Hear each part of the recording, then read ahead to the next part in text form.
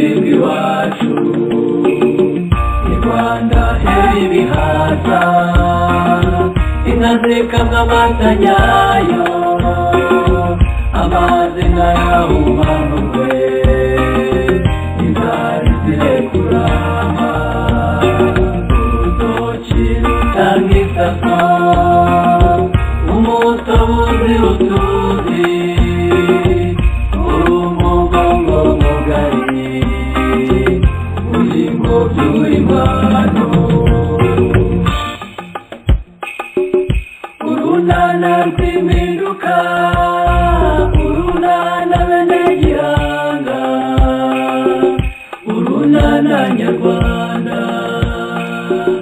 urunana urunana urunana ruraganje, ganza nyakuganza.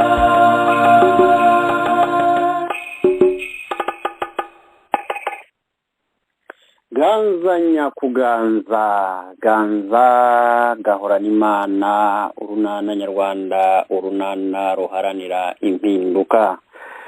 Turabashimye cyane abo ku buhanga bw'ibyuma batugejejeho indirimbo itangiza ibiganiro byacu, cyane cyane ibiganiro tubategurira hano ku mugabane w'Uburayi.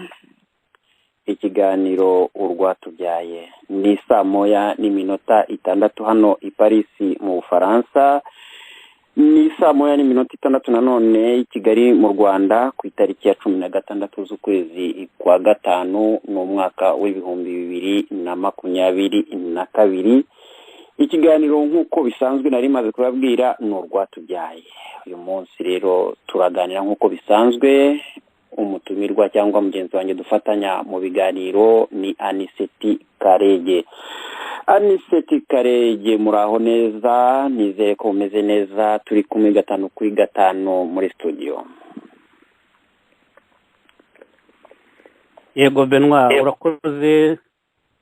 Tumeze neza kandi tumeze neza. Hano dufite akazuba keza cyane, dufite umucyo mwiza cyane. Mbega ibintu ni byiza. Sinzi rero mwebwe. Navuga ko hashyushya ahubwo si ukuvuga ngo ni akazuba, kuko gatangiye kuba ikizuba. Uyu munsi twari dufite tugira hafi 30, urya biba byatangiye kuzamwa akantu kagashyuye karenza gakenewe. Ariko turaho natwe ibihe ni byiza. Nyine umuntu ashobora gusohoka, ntabwo ari bya bindi umuntu aba atinya kujya hanze. Ese bimeze neza. Reka rero noneho niba unyemereye nsuhuze n'abadukurikiye bose, mbifuriza amahoro y'Imana. Nsuhuze bagenzi banjye bari ku buhanga bw'ibyuma, nsuhuze abayoboke n'abayobozi b'urunana nyarwanda ruharanira impinduka, abanyarwanda bose muri rusange. Mwese ndabifuriza ibyiza gusa. Murakoze cyane. Murakoze muvandimwe Anicet Karege. Nanjye mboneho umwanya wo gusuhuza abadukurikiye, by'umwihariko abo duhuriye muri gahunda twumva ibintu kimwe mu runana nyarwanda ruharanira impinduka ariko nkasuhuza by'umwihariko abo dufatanyije cyane cyane ku buhanga bw'ibyuma badufasha kugira ngo ibiganiro byacu bigere hirya hose hashoboka neza, abadukurikiye ndetse n'abazadukurikira, abumva ururimi rw'ikinyarwanda ndetse n'inshuti z'u Rwanda. Uyu munsi rero tubafitiye iki banyarwanda, abanyarwandakazi, inshuti z'u Rwanda? Ikiganiro cyacu uyu munsi twagihaye inyito ivuga ngo umugaba w'ingabo za Mali yagenzwaga n'iki mu gihugu cy'u Rwanda mu minsi ishize ku itariki 12 z'ukwezi kwa gatanu. Nibwo yari ari mu Rwanda, aho yamaze iminsi igera kuri 2. Yabonanye n'umugaba mukuru w'ingabo ndetse aza no kubonana na perezida wa Repubulika. Iki cyari cyamugenzaga. Turabigarukaho jye na mugenzi wanjye Anicet Karege.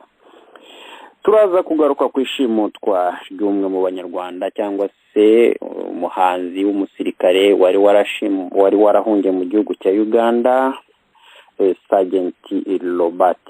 Uyu nta n'umwe utamuzi, by'umwihariko kuko yakundaga gucishaho indirimbo zikunzwe cyane mu banyarwanda. Turaza kugaruka ku ishimutwa rye mu gihugu cya Uganda. Si ibyo gusa, turaza kuvuga nanone, turagaruka gatoya nanone ku rubanza rwa Ishimwe Dieudonné. Uyu nguyu ni umwe mu banyarwanda rubanza rwe rurimo ruca bigacika, aho buri muntu noneho atangiye gusa naho abona ibyo yibwiraga ko atari ko biri. Twabivuzeho ubushize ko tuzagenda tubigarukaho, turaza kongera kubigarukaho.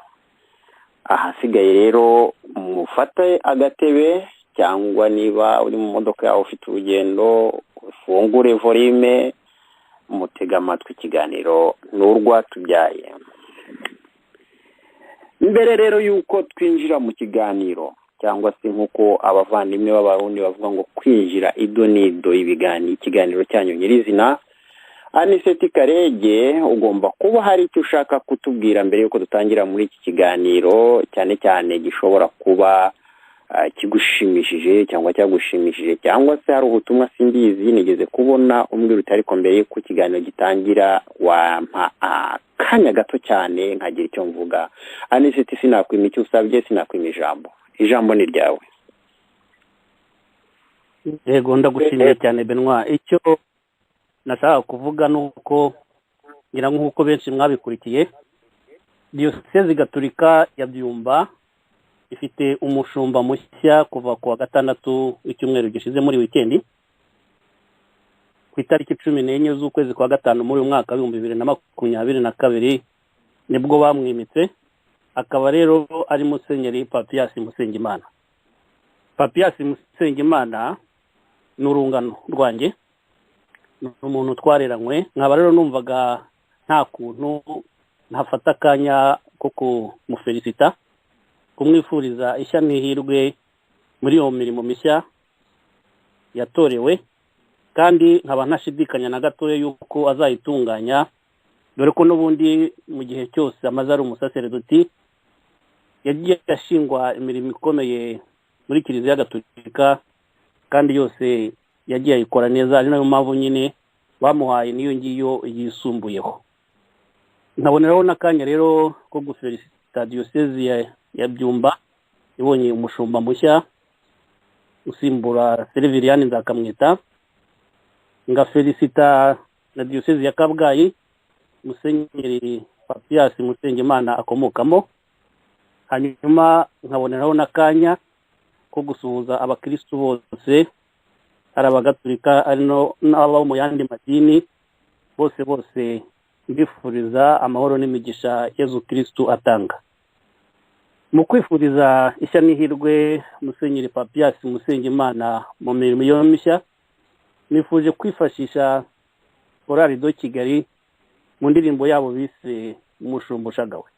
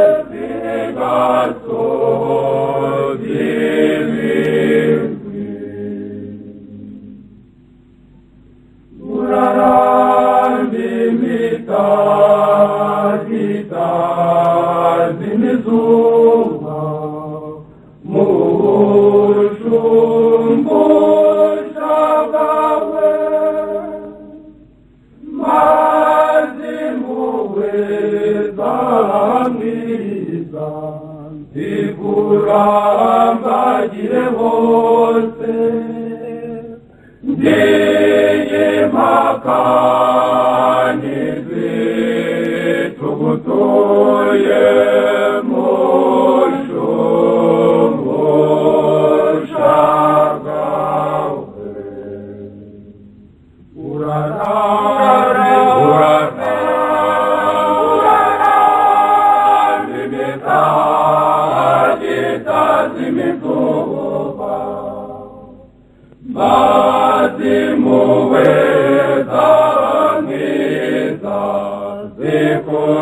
zikurambagire hose ngiye mpaka nizitugutuye mushumbusha wawe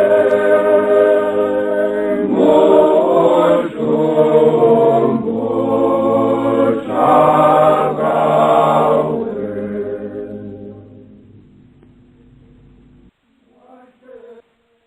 ubwo noneho twakora. murakoze cyane muvandimwe Aniseti Karege. uwo muvandimwe natwe tumwifurije ishya n'ihirwe mu mirimo mishya atangiye, kandi iyo ndirimbo umushumba ushagawe imugere ku mutima. banyarwandakazi rero reka twinjire mu kiganiro nyirizina nk'uko twari dutangiye tubabwira. reka duhere ku makuru avuga kuri Sergeant Robert. uyu Sergeant Major Robert abantu bamumenyereye kuri Sergeant Robert kubera indirimbo ze nziza cyane cyane izivuga ubutwari bw'ingabo zahoze ari za APR, ubu zisigaye zitwa RDF. uyu muntu cyangwa se uyu musirikare wahunze igihugu cy'u Rwanda mu minsi yashize, byakomeje kumvikana ko yahunze, ariko hari amakuru yagiye amugarukaho amutambukaho, bigaragare ko mu by'ukuri icyo yaba yarahunze nk'uko leta y'u Rwanda yabivugaga kitari ukuri. leta y'u Rwanda yamushinjaga ngo yaba yarafashe umwana w'umukobwa yibyariye ufite imyaka 15. mu by'ukuri nyuma yo kumuvugaho ibyo, uyu musirikare ngo yumvise ko arimo ahigwa, biba ngombwa yuko ahunga igihugu cy'u Rwanda, ahungira mu gihugu cya Uganda. uyu mwana uvugwa n'inzego z'umutekano z'u Rwanda cyangwa se igisirikare cy'u Rwanda, ntabwo imiryango ye yigeze igaragaza iki kibazo ku buryo umuntu yahera avuga ati imiryango ya Sergeant cyangwa Sergeant Major Robert yatanze ikirego, ku buryo abantu bahera kuri icyo ngicyo. ariko nanone ntitwibagize yuko igihugu cyacu cy'u Rwanda habamo ibintu byo gutekinika.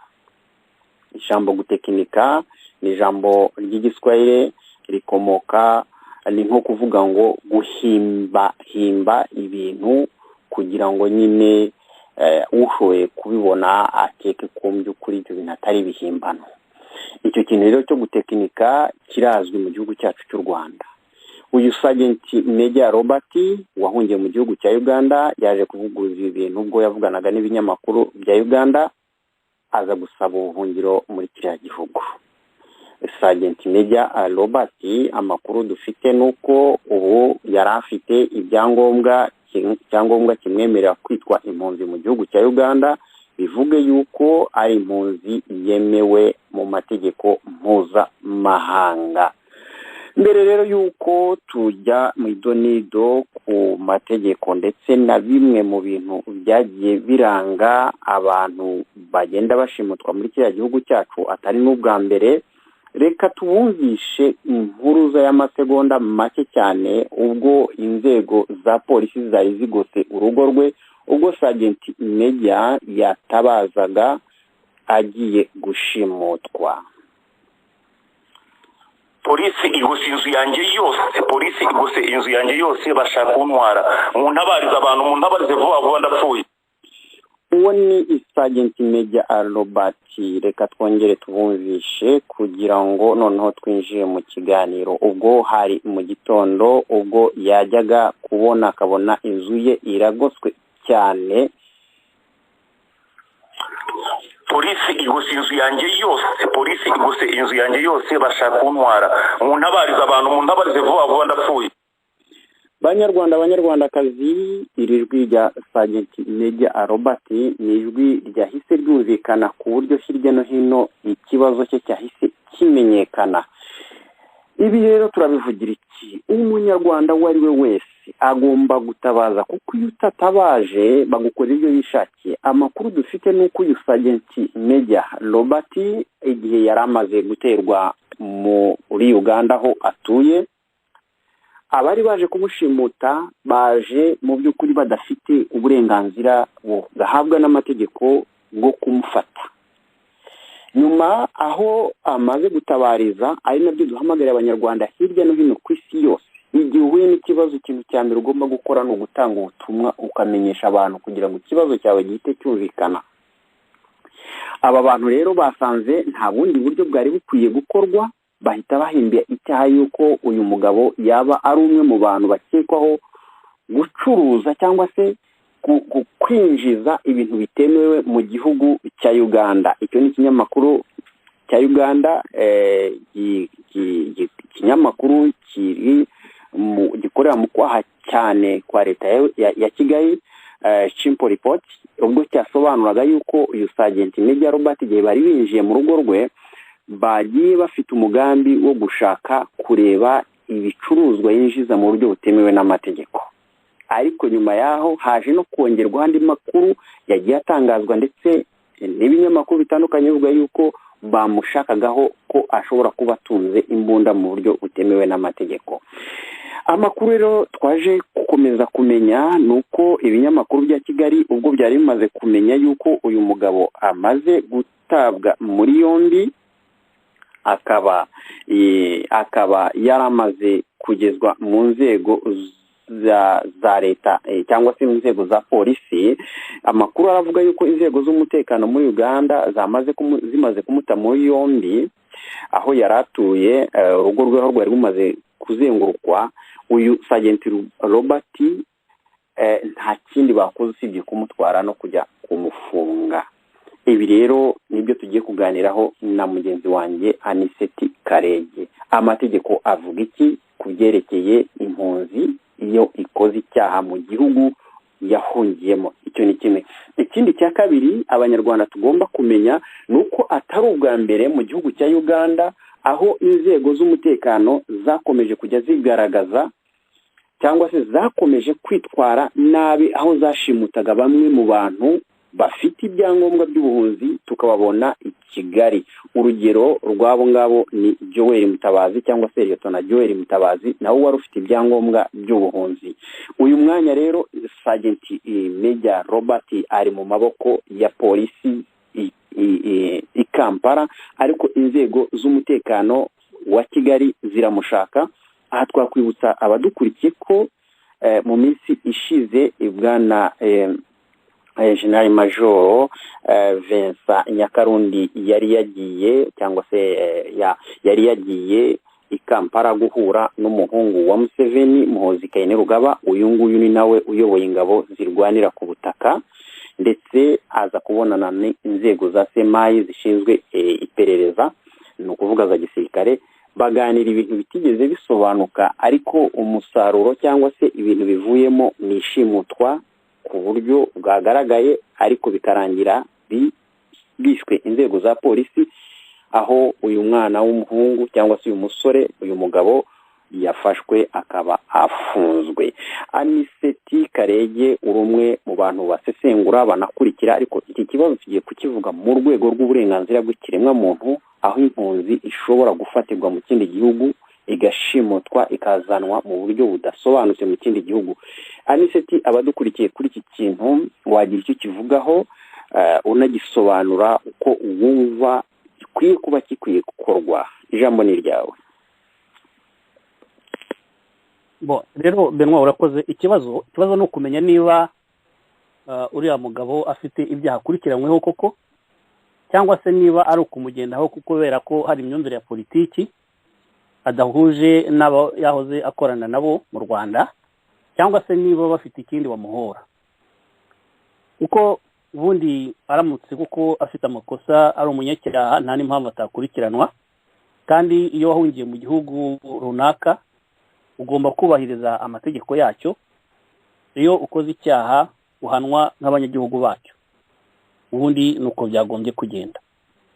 Ikibazo rero hariya sinzi amategeko ya Uganda uko ateye, cyane cyane amategeko arebana n'ifatwa n'ifungwa, kubera yuko uko bigaragara uriya mugabo yagiye kubona abantu baraje bagusa urugo rwe, yego yabonye ko ari inzego z'umutekano, ari nayo mpamvu nawe yatabaje, ariko ntabwo yari yigeze amenyeshwa ko hari ibintu yaba ibyaha. Ubundi iyo umuntu afite ikintu akekwaho akurikiranyweho agomba kubanza guhamagazwa, akaza akajya imbere y'inzego zibishinzwe akabazwa akisobanura, kugira ngo bagabe igitero biriya bashyiraho bya manda d'amener. Nuko uba wigize kagarara udashaka kwitaba, igihe we mugani bashobora gukoresha ingufu, ariko ku ikubitiro wowe utazi neza niba ari ikintu bagukurikiranyeho cyangwa bagukekaho, ukajya ukabona haje batayo nk'igiye kugaba igitero ku ahantu hari nk'igice cy'amabandi, aho ngaho bitera kwibaza. Ni n'ikibazo gikomeye. Uganda ubundi narinzi yuko mu rwego wenda rwo kubahiriza amategeko ifite aho bitandukaniye gato n'u Rwanda, ariko hari igihe umuntu abona babikora kimwe, cyane cyane wenda ko n'ababituzaniye mu Rwanda bavuye Uganda, wenda nabyo birashoboka. Uriya mugabo rero ntabwo bigeze bamubwira ngo bamubwire bati hari ibintu bine bikurikiranyweho. Yavuye mu Rwanda deja wabivuze ko yavuyeyo bamufata ngo gusambanya umwana yibyariye, icyo ni kimwe. Urumva nk'uko bisobanura ntazi n'igihe byabereye, cyasha baba bagusize. Burya niyo umuntu abona yuko barimo bashaka guharabika ariko agira akantu ko gukeka, akavuga ati none byaba ari byo. Icyo ni ikintu rero cyo kwanduza isura y'umuntu, kandi nkeka ko babigezeho nk'iyo umuntu abona amakomantere y'abantu bashyigikiye ubutegetsi bwo mu Rwanda. None hariya agezeyo yari afite ibyangombwa, aho kugira ngo agire agahenge, nanone umaze kubivuga yuko bakoze iriya operasiyo nyuma y'iminsi mikeya abakuru b'ingabo z'u Rwanda bavuye muri Uganda kubonana na General Muhoozi. None bagiye kumugabaho igitero, bagiye kumwanduza ikindi, kumushyiraho ikindi cyasha, kuvuga ngo banza bavuze yuko ngo yinjiza intwaro mu buryo butemewe. Ubwo ngubwo nicyo afungiye. Ariko dushobora kuzajya tukumva ejo ari Kigali utazi n'igihe yagendeye, kandi icyo cyaha cyo wenda bamufatiye ubu ngubu ntabwo cyakamujyanishije mu Rwanda kuko yaba yaragikoreye muri Uganda. Twizere rero yuko batazaza kuzanamo bya bindi ngo n'ubutabera bwo mu Rwanda buragushaka none tukohereje iwanyu, kandi ibyaha biratandukanye. Ariko icyo umuntu yasurinya aha ngaha ni uko biri mu murongo w'ibyo uyu mugabo w'umuhungu wa Museveni yatangiye byo gushaka kongera kugarura ibintu byahozeho igihe Kale Kayihura yayoboraga polisi ya Uganda. Muzi ko hari abanyarwanda benshi bahohotewe, hari ingero wa Ruth, none ndabona bigarutse rero abanyarwanda bari Uganda no gushaka uburyo birinda, kandi nabo bishoboye bakajya kure yaho. Kundi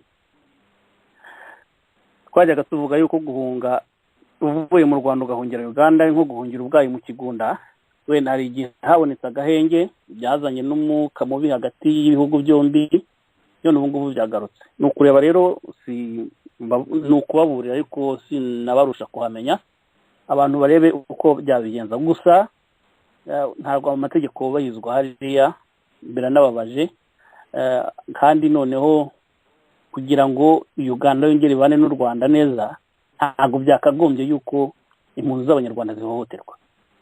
Nkaba nagira ngo rero mpamagarire leta y'u Rwanda, nayo ndeba cyane ko yareka ibi bintu byo kwiruka ku baturage.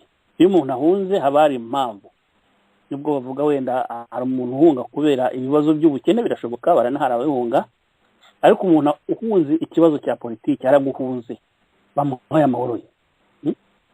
Uyu muntu yaraguhuze, yibereye hari aracyashakisha ubuzima, kujya kumwirukaho birakumarira iki? tutagiye no mu rwego rw'uburenganzira bw'abaturage tuvuga ngo umuntu afite uburenganzira bwo kujya aho ashaka gutora aho ashaka wajya kumwirukaho agutwaye ikiguzi. Igihe cyari kigeze rero kugira ngo abayobozi b'u Rwanda bashyire agati n'impembero bareke kariya akamenyero kabi ko gushaka kujya guhiga abantu bahunze leta y'u Rwanda. Urakoze Benoit.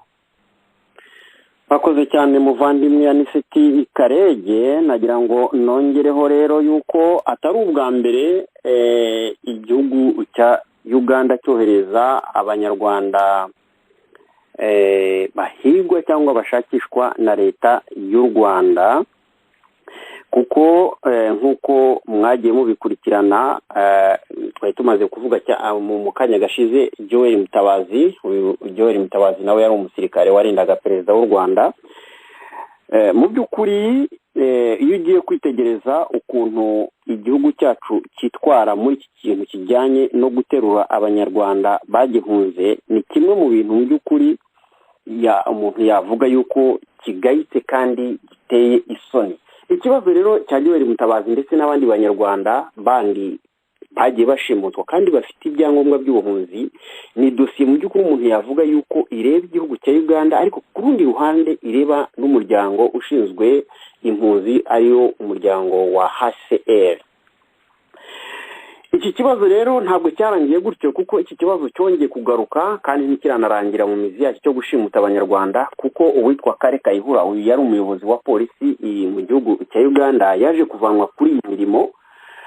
Ibintu byagaragaje yuko leta y'u Rwanda yari bifitemo akaboko, ku buryo uyu mugabo nari maze kubabwira mu kanya yirukanywe mu nshingano. Amaze kuzirukanwaho hanyuma biba ngombwa yuko bamusimbuza abandi. Aniseti, tukiri kuri iki kintu Kale Kayihura urabyibuka yuko yakuweho, ariko haza kugaragara ikintu kimeze nko kuvuga ngo Museveni agiye guhandura amavunja yatezaga ibibazo mu gihugu cye.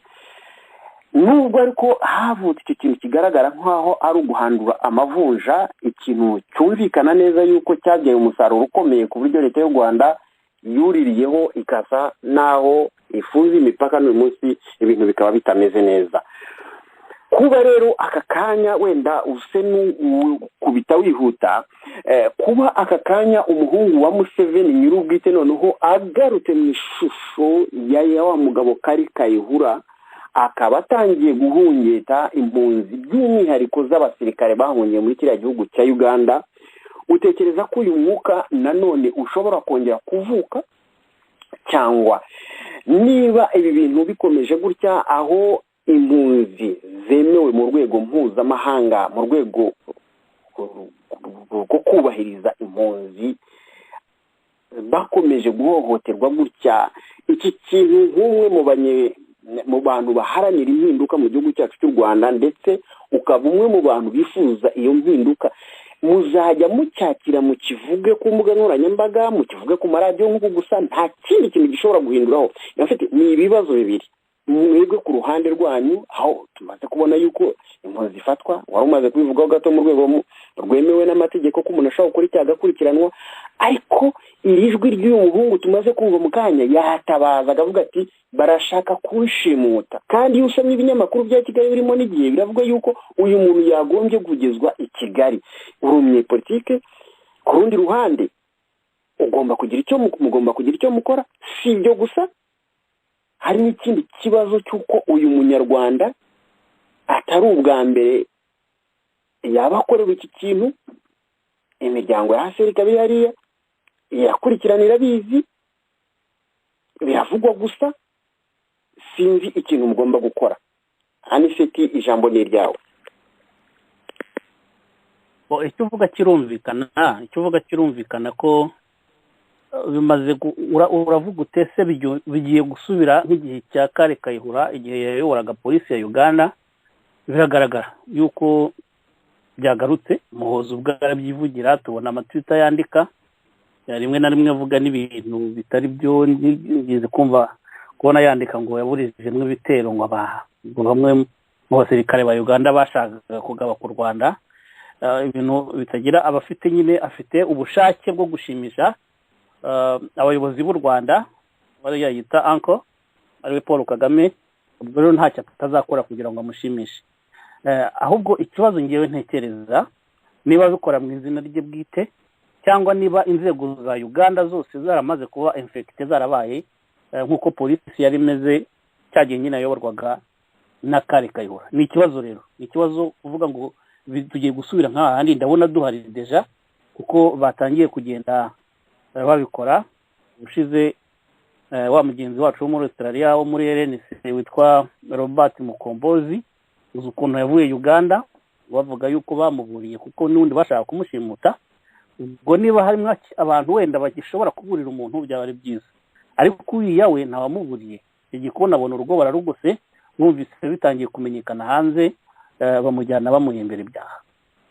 Ubwo mvuze ko muhimbira kuko ari byo yavuze, ariko wenda reka no kwivanga asanga wenda hari n'ibyo bamukekaho. Ariko niyo bamukekaho ubundi bagombye gukurikiza amategeko, bakamuhamagara akisobanura nk'uko nari nabivuze mu kanya. Uravuga rero utese icyakorwa n'iki? Icyakorwa kiragoye kukivuga.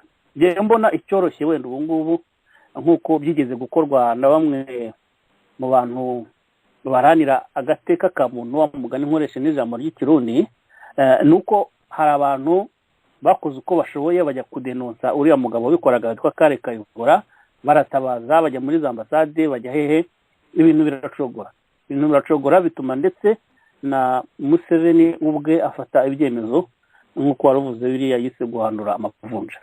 Icyakorwa rero cya mbere ni ugutabariza abantu, tugashyiramo akabaraga gutabaza, tukagenda kwereka amahanga yuko ibintu bikorwa muri kiriya gihugu atari byo, tukamagana leta y'u Rwanda ku mugaragaro kuko niyo ibi byihishe inyuma. Hanyuma tugashaka uburyo aho impunzi zahungiye zagira amahoro. Ubwo ndashaka kuvuga yuko HCR ifitemo uruhare runini, ko tugomba kwegera tukayibwira yuko mu nshingano zayo harimo guproteja abantu bahunze ubutegetsi bwabahungetaga. Donc ikibazo gikomeye harimo ibihugu bibiri, igihugu cya Uganda aba bantu barimo, harimo igihugu cy'u Rwanda kibiruka inyuma, ariko hari na institution yitwa HCR ari ishinzwe kubaproteja. HCR rero ikibazo nuko akenshi ubona ari icyito cy'ibyo bihugu byombi cyangwa cya kimwe muri byo. Ubwo ni ugushaka uburyo abantu nayo bayishyira imbere y'inshingano zayo, ikabibona ikareka gukora ibyo bintu, cyane cyane ko HCR atari ubwa mbere. Kuva kera buri gifite ibintu nko muri situation y'u Rwanda, dufite preuve yuko hari ibintu bibi yagiye ikora ishyigikiye leta y'u Rwanda, haba mu gushimuta, haba ndetse no mu bwicanyi bwagiye buba. Leta y'u Rwanda ikabikora bizi, igafunga amaso cyangwa se ahubwo nayo ikabigiramo uruhare.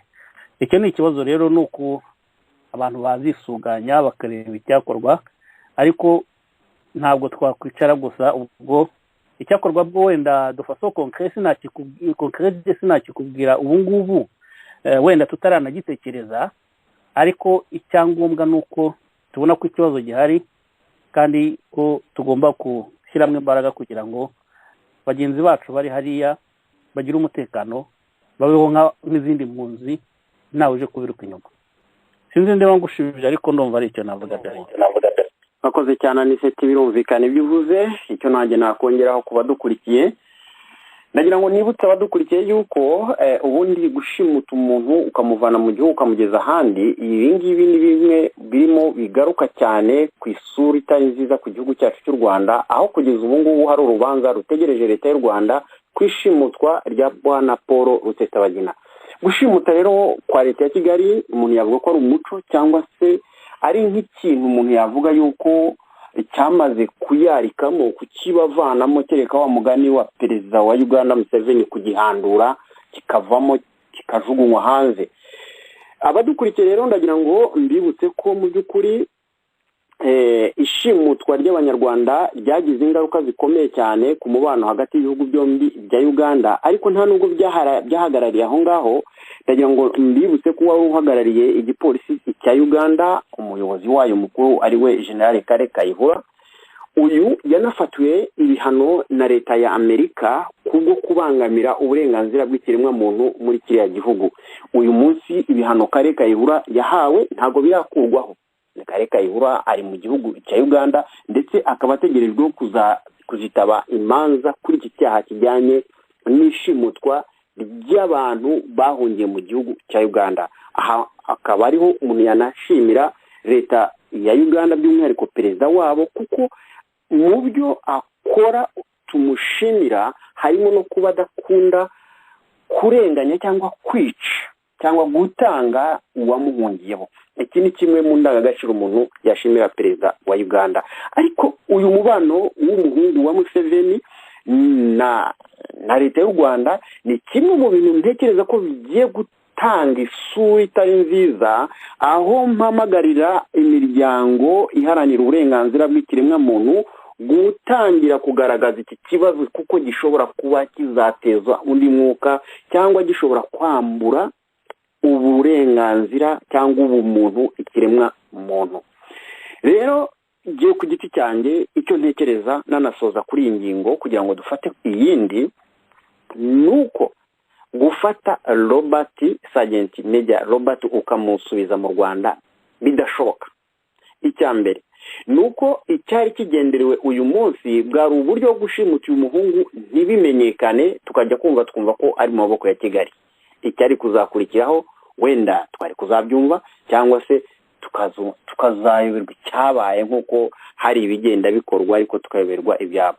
Ahangaha natanga urugero, ni nk'umusore w'umuhanzi bakunze, umuhanzi uzwi mu minsi yashize yaburiwe irengero, imiryango mpuzamahanga iratakamba isaba yuko mu by'ukuri yabasha kugaragara, ariko leta y'u Rwanda ivuga ko ashobora kuba yarahungiye mu gihugu cya Uganda, ariko kugeza uyu munsi ntawe uzi aho aherereye. Ni Musa, ngira ngo Musa anise tuze kunyibutsa izina rye rya kabiri, ni umuhanzi mu by'ukuri uzwiho kuba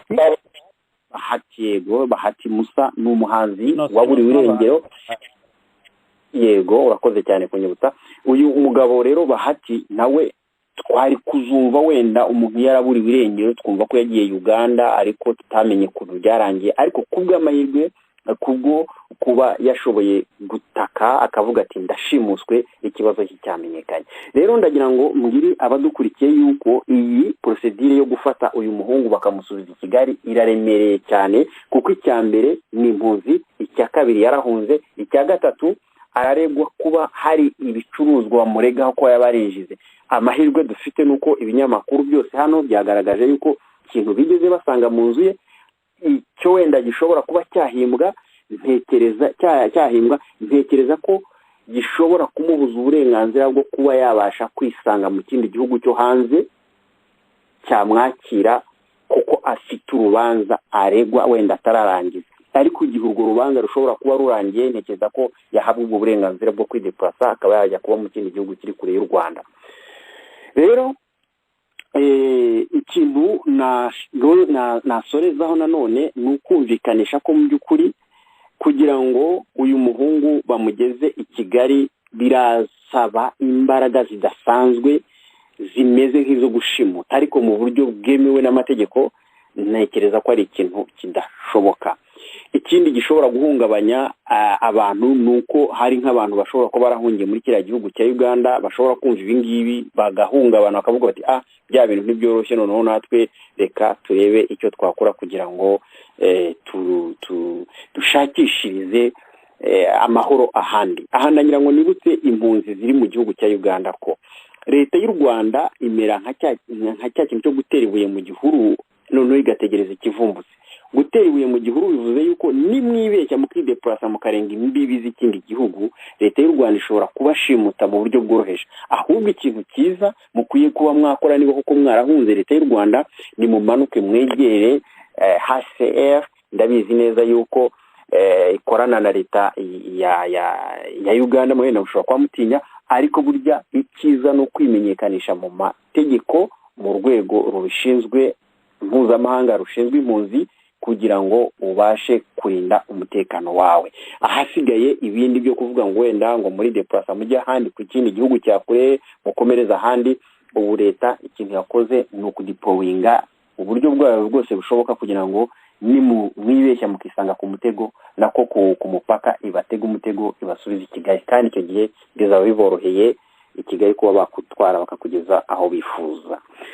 Reka iyi ngingo tuyiveho nubwo ntekereza ko ikindi gihe tuzayigarukaho. Abanyarwandakazi rero tutabatindiye, reka tugaruke ku basirikare bamaze iminsi bagaragaye i Kigali bo mu gihugu cya Mali. Aniseti abadukurikiye, mu minsi yashize twagiye twumva yuko igihugu cya Mali, hanakwibutsa abadukurikiye yuko Mali ni igihugu kiri mu majyaruguru ya Afurika, iburengerazuba, kikaba ari igihugu kinini cyane, gishobora kuba ntekereza ko nacyo ni igihugu kinini cyane ariko kirimo politike idasobanutse neza, kuko mu minsi yashize guhera mu mwaka w'2000 kugera mu mwaka w'2021 habayemo kudeta ebyiri. Kudeta rero ya nyuma iheruka mu minsi yashize yakozwe n'umwe mu bakoloneli bo muri kiriya gihugu witwa Koloneli Assimi Goïta, akaba yarafashe ubutegetsi mu kwezi kwa gatanu mwaka w'2021. Igihugu cye rero kija kwinjira mu bibazo bikomeye byo gufatirwa ibihano n'ibyo bihugu bimwe byo muri kariya gace ka Afurika. Rero kuwa kane ku itariki ya 12 z'ukwezi kwa gatanu, umuyobozi mukuru w'ingabo za Mali ariwe General Omar Diarra yari mu rugendo mu Rwanda rwafashe iminsi 3 i Kigali. By'umwihariko yahuye na perezida w'u Rwanda Paul Kagame ndetse na mugenzi we ubwo ni chef wa etat major bwana General Kazura. Hanyuma icyo bari bagamije ngo no gushimangira ubufatanye n'umutekano no kurinda kurinda ibihugu byabo ndetse n'umutekano. Kuri mikoro rero ya televiziyo umusirikare w'umujenerali witwa Omar Diarra yavuze ko uruhare rw'u Rwanda ndetse n'ubushobozi bw'ingabo z'igihugu cy'u Rwanda cyane cyane muri Mozambique, yemeje yuko iyi ngabo z'igihugu cyacu zishobora kugira imikoranire idasanzwe no kubaka ubushobozi, cyane cyane gutanga ubwigenge kugira ngo akarere ka Afurika kabashe kugira ubwisanzure cyangwa se ubwigenge muri politike. Ubufatanye rero bw'ibyo bihugu byombi cyane cyane mu kwirwanaho mu myitozo ya gisirikare ngo byari ku murongo w'ibyari byazanye uyu umujenerali chifu wa etat major w'izi ngabo za Mali.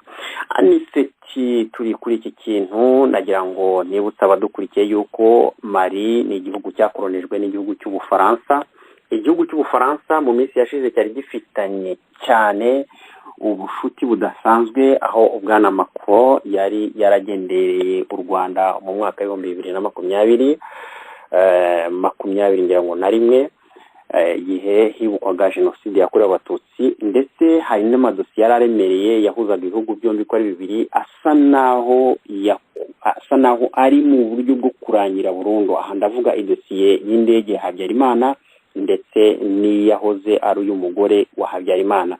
Ariko ibi bintu ntabwo umuntu yabifata nk'aho ari ikibazo cyarangiye, kuko nanone mu minsi yashize General Kazura yaherekejwe n'ushinzwe iperereza mu gihugu cy'u Rwanda ry'imbere no hanze, ngira ngo niba nibuka neza, ntabwo ndi butinde kuko twabivuzeho umwanya muremure.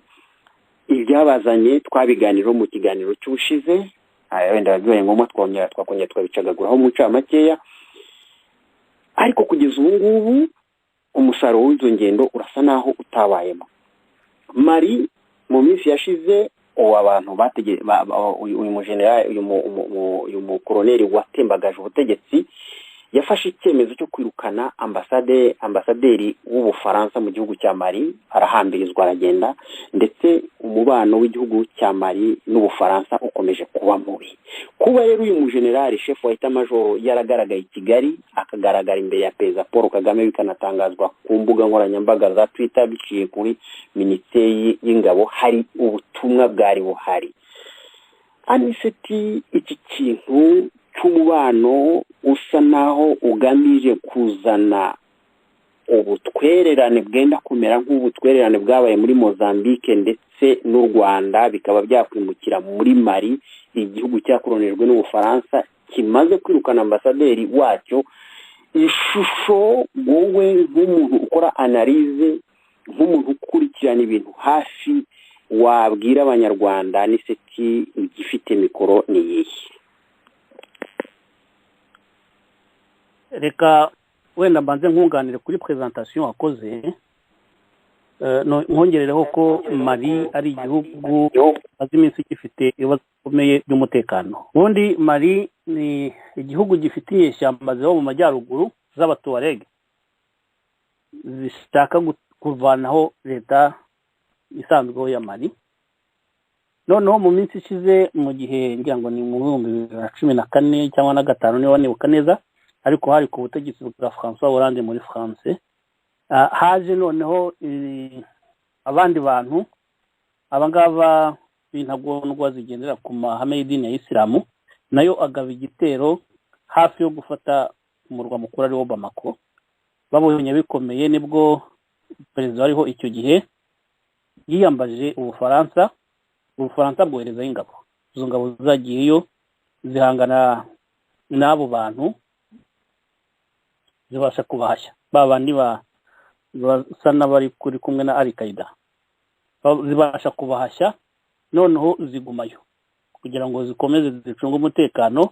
Ariko mu kugumayo, Abafaransa bumvikanye n'ibihugu bya hariya bashyiraho ikindi kintu bise G5 Sahel, ni ukuvuga ibihugu 5 biri hariya harimo na Mali byagombaga gushyira imbaraga mu kurwanya abo bantu ba Boko Haram n'abandi bavuga ko nyine amashami ya Al-Qaeda.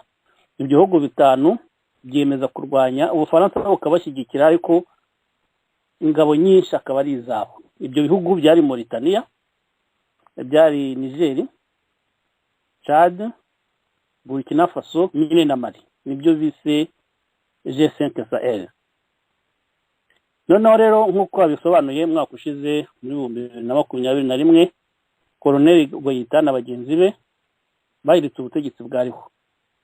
ubutegetsi bwariho, baza ari abantu barwanya Ubufaransa cyane. Bungu bana butegetse kuhava. Ubufaransa uretse ko bugenda buseta ibirenge, bwavuze yuko kuvana ingabo zabwo wenda bizafata nko mu gihe cy'amezi 9, ariko ubundi barabwirukanye. Noneho bo kugira ngo bacunge umutekano wabo, cyane cyane abo bategetsi, bazana ba bantu bo mu Rusiya bitwa Wagner n'ubwo niyo icunga umutekano wabo bantu.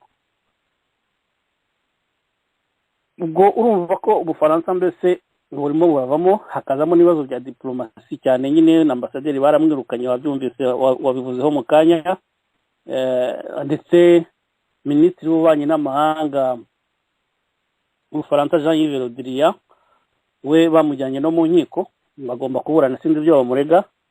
Urumva n'ibintu nk'ibyo ngibyo.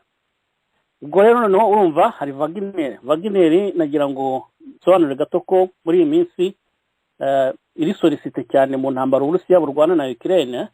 Hari abantu cyane cyane abayobozi bayo barimo kuvana mu bihugu bya Afurika, muri Central Africa no muri Mali, kugira ngo bajye gufasha ngo gukora abantu bazobereye mu mirwano, bajye gufasha muri coordination y'ingabo, kubera ko Uburusiya nk'uko mubikurikira ufite ibibazo byinshi byo kubura ingabo muri iyi minsi. Ubwo rero abo bagabo ba Colonel Goyita babonye ko bitoroshye, barashaka andi maboko. Nkeka ko aricyo cyari cyajyanye uriya mugabo i Kigali, ni ugushaka uburyo ingabo z'u Rwanda ziza muri Mali kugira ngo zunganire Wagner mu kubacungira umutekano. Nibwira ko ari byo bashaka. Ubwo ariko tuzayibona mu minsi iri imbere. Nibwira ko ari ibyo, ariko tuzaba tubireba, ntabwo umuntu abihamya 100%. Gusa nanone mwibuke ko mu minsi yashize muri ya biro politike ya FPR iherutse, Paul Kagame ubwo yavuze ko hari ikindi gihugu cyo mu karere benda koherezamo ingabo. mwarabyumvise yarabivuze.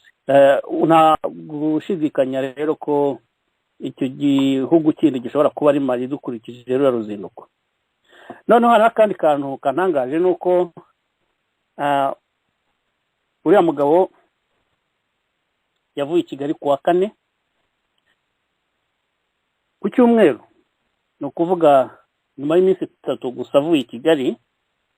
Mali yahise itangaza yuko ivuye muri ya G5 bya bihugu bitanu bya Sahel, ya G5 Sahel yari yarashyizweho kugira ngo ijye guhashya izo nyeshyamba zishingiye ku mahame y'idini ya Isilamu. Yavuze yuko yivanye muri iryo tsinda ry'ibihugu bitanu, ibishinja yuko ishinja iryo tsinda ko ngo ari igikoresho cy'ibihugu by'amahanga, nkeka ko ashaka kuvuga Ubufaransa. Urumva rero n'ahantu biraho, ibintu biraho. Ubwo ashobora kuba barabonye ako ya Paul Kagame, dore ko nawe yamwakiriye ku giti cye, akavuga ati none ubwo yanyemereye ko agiye kohereza ingabo, nta mpamvu yo gukomeza gukorana n'aba bantu baje 5 Sahel, wenda azaza afatanye na Wagner.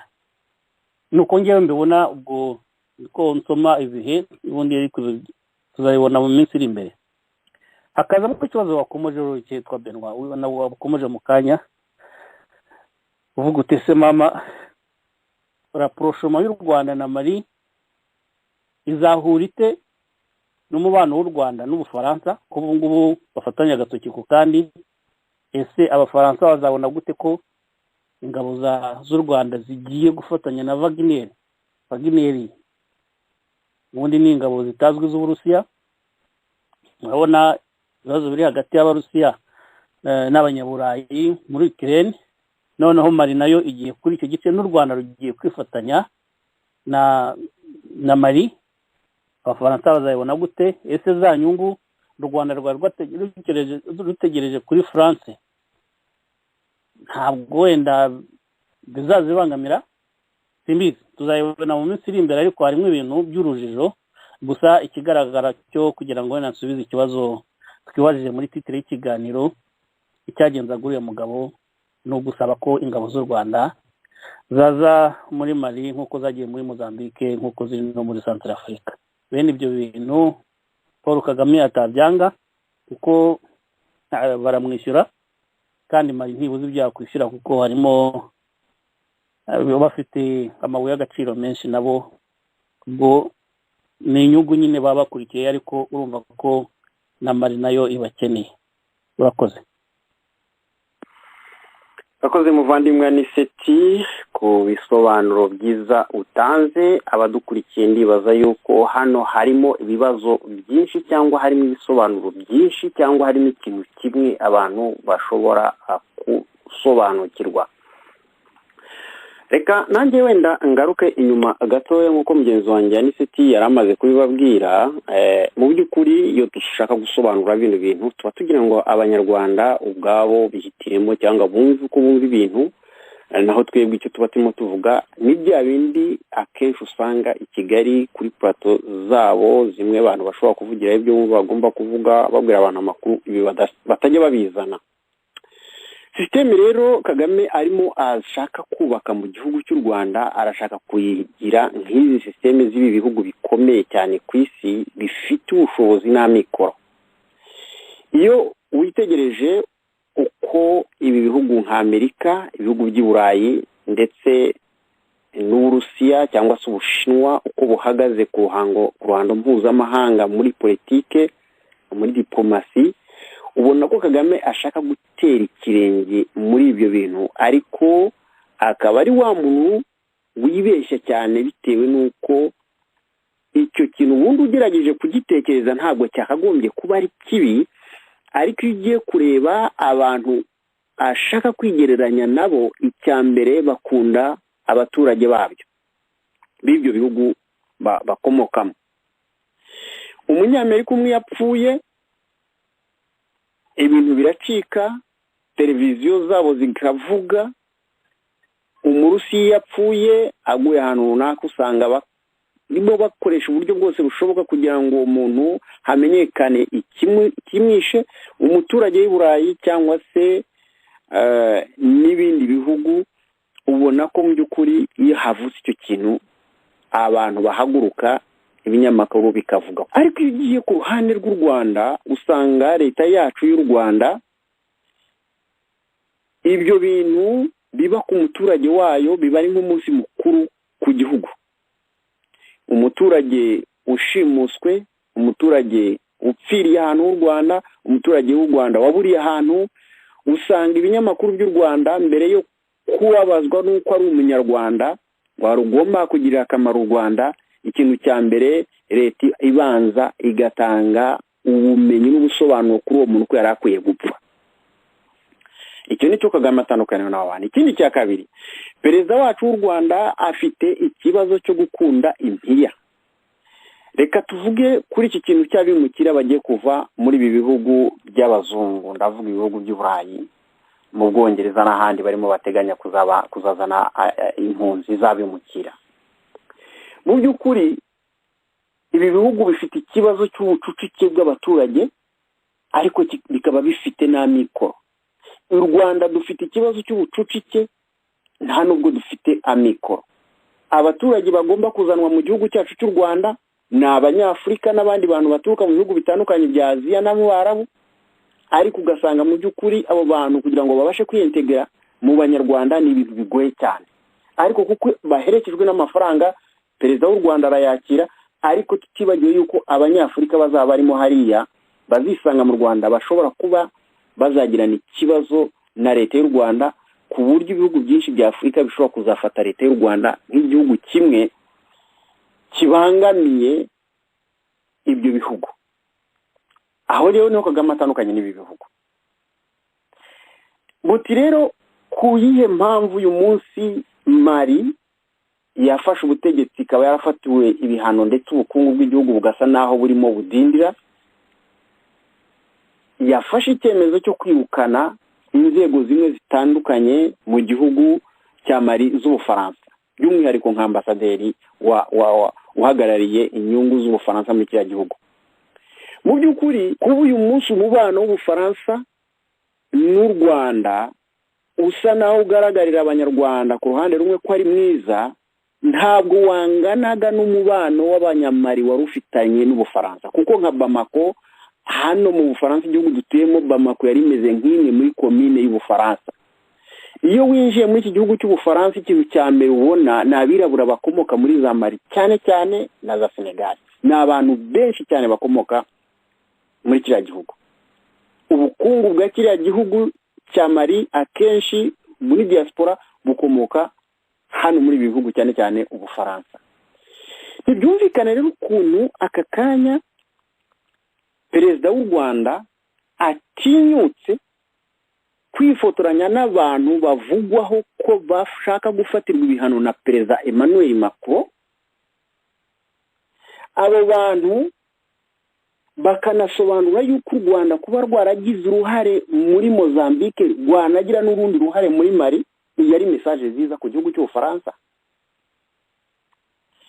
Mu kiganiro cyashize mu minsi yashize twagiye tuganira ukuntu Ubufaransa bushobora kuba wenda bwaribeshye kuri leta y'u Rwanda, ndetse tuza kugaragaza ko umubano w'u Rwanda n'Ubufaransa, aho ingabo z'u Rwanda chef wa etat major yaje guhura na chef wa etat major wanga twabiganiriyeho, ariko ikintu cyavuyemo ntabwo twigeze tukibona. Ariko ufite ubushishozi ukareba uko ibintu byifashe, ntibyumvikana ukuntu nyuma ya chef wa etat major w'u Rwanda aviriye muri iki gihugu, umubano hagati y'ibihugu byombi bibiri bisa naho umeze neza. Hanyuma mu gihe gitoya leta y'u Rwanda igatumiza ambasaderi w'Ubufaransa uhagarariye igihugu cy'Ubufaransa mu gihugu cy'u Rwanda hano mu Bufaransa, akasubizwa mu Rwanda ntahabwe izindi nshingano twari twabivuzeho. Ni ukuvuga ngo hari ikintu hagati y'ibihugu byombi ko ari bibiri tutararebesha amaso, ariko gishobora kuzaturika mu minsi iri imbere. Kuvuga ko umubano w'Ubufaransa n'u Rwanda ushobora kuzongera kuzamba muri diplomasi. Rero ntekereza ko ahangaha hari ibintu mu rwego rwa politike twebwe bisa naho bidusiga, ariko waza kwitegereza ugasanga noneho hari igihe umuntu ashobora kuba agiye gukubitirwa mu gatebo. Muti gute? Iyo witegereje igihugu cy'u Rwanda n'Ubufaransa cyari gishingiye ku mateka y'indege kuri jenoside yakorewe Abatutsi. Uyu munsi Ubufaransa bwasa naho burimo buvana iyo dosiye hagati y'u Rwanda, icyabihuzaga ku kibazo runaka gikurweho. Ni ukuvuga ngo icyo kintu kiramutse kinakuweho hagati y'ibihugu byombi ko ari bibiri, ntabwo leta y'u Rwanda yareze Ubufaransa kugira ngo muri ibi bintu birebana na jenoside nk'uko bakunze kuyibwitirira ngo u Rwanda rutanga ikirego ngo tugikeneye impozamarira ariko ntayo tugeze tubona, wenda bazabizana mu myaka iri imbere, ariko kugeza ubu nta gihari. Bivuga iki rero? Bivuge ko byanze bikunze, ndavuga ku giti cyanjye, bivuge ko byanze bikunze ntabwo nemeranya neza n'umutima nama ndemeranya n'umutima nama wanjye ko perezida w'u Rwanda gufata icyemezo agahura n'abantu bakuye leta yari iriho yemewe mu mategeko, aho Ubufaransa bufata bari abantu ko bakoze icyaha, aho Ubufaransa bufata bari abantu yuko birukanye leta yabo n'ingabo zabo zabarizwaga muri kariya gace, ko ari ikintu kitoroshye. Iki cyonyine gishobora guca umubano. Niba durimo dukurikirana intambara zimo zibera hano haruguru, ndavuga haruguru y'Ubufaransa mu gihugu cya Ukraine, aho byonyine igihugu cy'Uburusiya kivuga kiti turabashinja ko mwari mwagiye kwakira abo tuteka ko bashobora kuzatugirira nayo mu minsi iri imbere, turabateye. None leta y'u Rwanda yo ifashe icyemezo cyo kumva ngo abo bantu baraje kandi bagiye kuganira ku mishinga ifitanye ubushuti bwa hafi n'ingabo. Aha twakwibutsa abadukurikiye ko si ikibazo cya Mali gusa, no muri Central Africa hari ikindi, kuko niba mwibuka mu minsi yashize hari abavuzweho gushaka guhirika ubutegetsi bashatse kuresa perezida, biza kugaragara ko bari babifitemo uruhare, ngo ni Abafaransa bamwe bavugwaho yuko ari abacanshuro. Kandi mwibuke ko ingabo z'u Rwanda arizo zinize perezida wa kiriya gihugu. Igihugu rero cyacu cy'u Rwanda kirimo kirinjira cyane mu buryo bw'umuvuduko udasanzwe kugaragaza isura yo gushaka gusa naho kirimina cyane, kirukana gikuramo abantu bitwa ko ari Abafaransa muri ibi bihugu bya Afurika, by'umwihariko ibihugu byakoronijwe n'Abafaransa. Ntibizabatangaze mu minsi iri imbere za Chad, ntibizabatangaze mu minsi iri imbere za Senegal n'ahandi, aho igihugu cyacu kivugwamo cyane mu bikorwa nk'ibi ngibi, ariko usanga mu by'ukuri bishobora kujya byagira ingaruka hagati y'ibihugu byombi, umubano w'ibihugu byombi by'Ubufaransa n'u Rwanda. Si ibyo gusa, igihugu cyacu kirashaka gukomeza kwinjira hagati y'ibi bihugu kugira ngo kibyigane, kigaragaze imbaraga, ariko hari n'andi madosiye aremereye arimo n'aya ba Rusesabagina twabivuzeho mu minsi iri imbere. Ni ukuvuga ngo kumva yuko leta yacu y'u Rwanda ishobora kujya mu ruhando mpuzamahanga igahangana n'Ubufaransa, igahangana na Amerika, ni ibintu ntekereza ko mu minsi iri imbere bishobora kuzagorana kandi bishobora gushyiraho akadomo ku butegetsi bwa perezida w'u Rwanda. Izi ni analize zanjye, ni imitekerereze yanjye. Aha rero icyo nshaka kuvuga ni uko nk'uko mugenzi wanjye yarabivuze, ntibyumvikana kuri mu minsi mikeya kuwa kane shefu wa etamajoro arazamutse avuye mu Rwanda, akigera mu gihugu cye, uriya muryango wa G5 Sahel, ibihugu bihuriwemo ko ari 5 bari kuzayobora mu minsi iri imbere, bahise bawikuramo, kandi uwo muryango ushinzwe kurwanya bari abantu bitwa ko ari abantu bakora ibikorwa by'iterabwoba. Muri make rero ziriya nama, iriya mikorere ya kuriya kuntu ubundi tuyiziho Kigali. Aha rero ndagira ngo mbwire abadukurikiye yuko icyari kijyanye bari abantu i Kigali nta kindi gihari usibye iyi ntambara yo gushaka kwirukana cyangwa se gukura Ubufaransa muri biriya bihugu bya Centre, hagati muri Centre Africa cyangwa muri Nord ya Africa, cyane cyane biriya bihugu byagiye bikoronezwa n'Abafaransa. Aniseti kireka niba hari ikindi bari kongera kuri iyi ngingo, twihuta tuvuge gatoya ku rubanza rw'uyu Ishimwe Dieudonné. Tugira ngo ntibirangije Benoit, reka tujye ku yindi sije, ndumva wabivuze byose no gukonfirma ibyo wavuze gusa ntacyo. Akoze cyane. banyarwandakazi twagira ngo tubabwire ko aha tuba turi mu biganiro dushaka namwe aho mwumva mukeneye kugira icyo mwongeramo ko ari uburenganzira bwanyu. twabayeretse nomero ya telefone iri hejuru, WhatsApp, muramutse mubikeneye muhawe ikaze kugira ngo mujye muza mutange ibitekerezo byanyu. Ishimwe Dieudonné ni umwe mu bantu nk'uko twabivuze mu minsi yashize, twagiye tubabwira ko tuzagenda tubigarukaho. Ubu tuvugana mu mwanya ushize, mu masaha ashize hafi 3 cyangwa 4, ubu ngubu tumaze kugera 2:11 mu masaha 10 n'igice hamaze gufatwa icyemezo yuko iminsi 30 yagombaga gufungwa by'agateganyo bafashe icyemezo yuko agomba noneho kuburana ari muri gereza. Bivuge yuko Ishimwe Dieudonné ubu mu minsi iri imbere tuzajya tumubona aje mu rukiko yambaye imyenda ya roza. No kuvuga ikero iburanisha rijya gutangira ntabwo ari uyu munsi, nagira ngo mbabwire gusa yuko uyu Ishimwe Dieudonné yamaze kumanurwa. ubu ngubu tuvugana ari muri gereza kandi azaza kwitaba urukiko yambaye imyenda ya rose. Bivuge yuko uko mwajyaga mubona yambaye amakositime aje kuburana bitakunze. Uyu muhungu rero twabivuzeho mu minsi yashize ndetse tubitangaho komanteri, n'abadukurikiye bagerageza kubitangaho komanteri. Ntibyanatinze, niba mubyibuka neza narabwe ntibizabatangaze mwumvise yuko uyu musore urubanza rwe bagomba kurutwara mu muhezo. Niko rero byaje kugenda. Uyu musore abanyarwanda benshi twari dutegereje yuko tugomba kumva urubanza rwe akiregura, urukiko rugitangira. Nk'uko mwagiye mubyumva, ibi ngibi nta nubwo ndi bubisubiremo cyane, hafashwe icyemezo yuko urubanza rubera mu muhezo. Byari bisabwe n'ubushinjacyaha, aho ubushinjacyaha bumaze gusabira icyo cyemezo, ubundi ahandi icyemezo nk'iki ngicyo gisabwe cyangwa se icyifuzo nk'iki gitanzwe mu urukiko ruriherera. Rwamara kwiherera rukagaruka rugasanga ubusabe bw'urega cyangwa uregwa bwemewe cyangwa butemewe, none urubanza rugakomeza. Kuri iyi nshuro rero Ishimwe Dieudonné we ntabwo ariko byagenze, ahubwo ubushinjacyaha bwarabisabye ndetse bihita byemerwa ako kanya. Urubanza ruratangira, aho cyemezo cyaje kwemezwa yuko abari mu rukiko bose bagomba gusohoka hanze. Barasohotse, siniho bitindeho. Icyo twaje gukuramo nuko Ishimwe Dieudonné yasabye yuko icyaharegwa kijyanye no kuba ngo yarasambanyije abana b'abakobwa bitabiraga ariya marushanwa cyavuzwe ku mugaragaro, akaba yifuza ko gikwiye kujya n'ubundi ku mugaragaro kuko we nyir'ubwite ibyo bamuregaga byose biri hanze.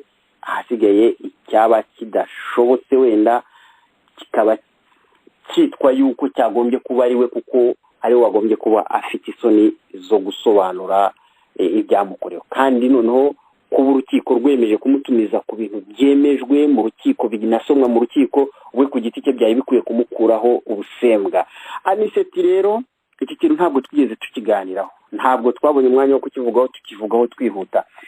Uyu musore arifuza kugira ngo akarengane ke abanyarwanda bakunze cyangwa se abo yarenganyije byumvikane, ubutabera bufate inzira bukwiye gufata. Twakunze kugaragaza ko urubanza rurimo Madamu Kagame n'umukobwa we ndetse na leta y'u Rwanda n'umugabo we, kuko twakomeje kugaragaza ko hari ibimenyetso byagiye bitangwa n'uyu muryango bigamije kuburizamo cyangwa se gutesha agaciro iperereza.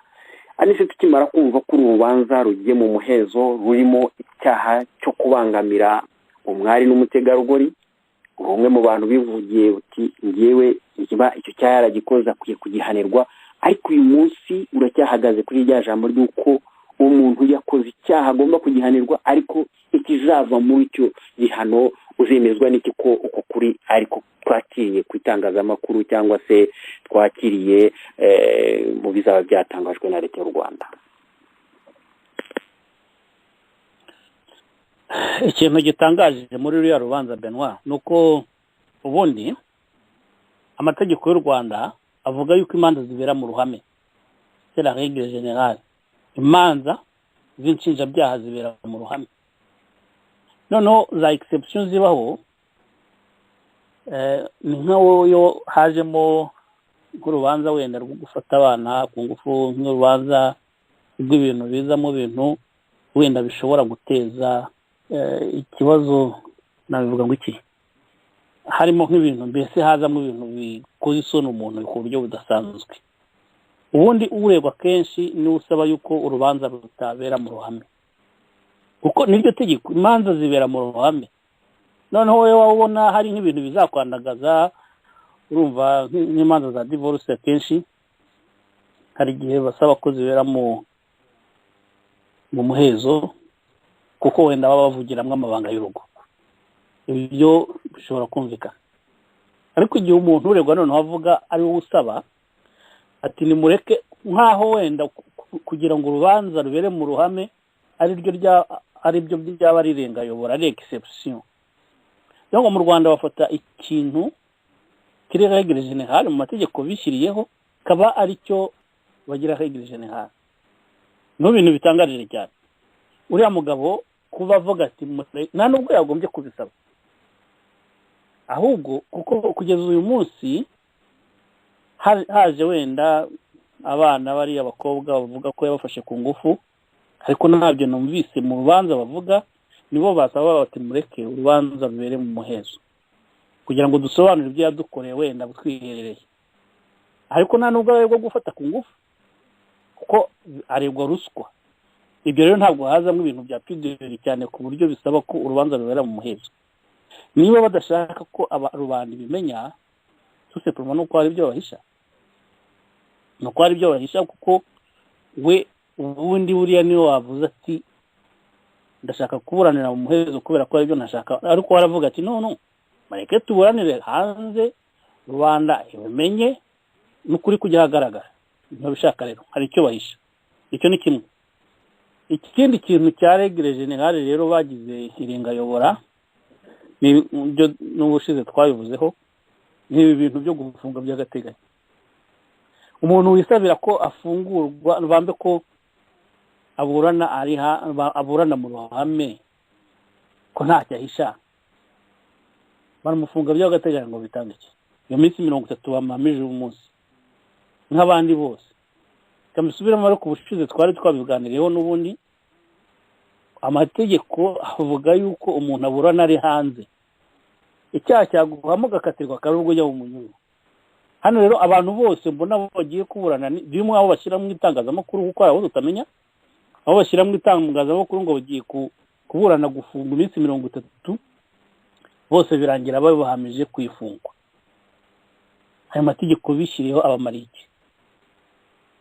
Nkuko wabivuze rero, simvuga yuko uriya mugabo niba yarakoze ibyaha atabihanirwa, ariko hari ikintu cya procedure ahangaha gitangaje kuko urebe rwose mu itegeko nshinga byandika ko imanza zibera mu ruhame, niko byanditse. Uwarabisaba ngo bire mu ruhame kandi ari uburenganzira bwe bakabimwima, arasaba ko burana ari hanze kandi uburenganzira bwe n'abandi benshi njya mbona bakabumwima. Nicyo kibazo rero.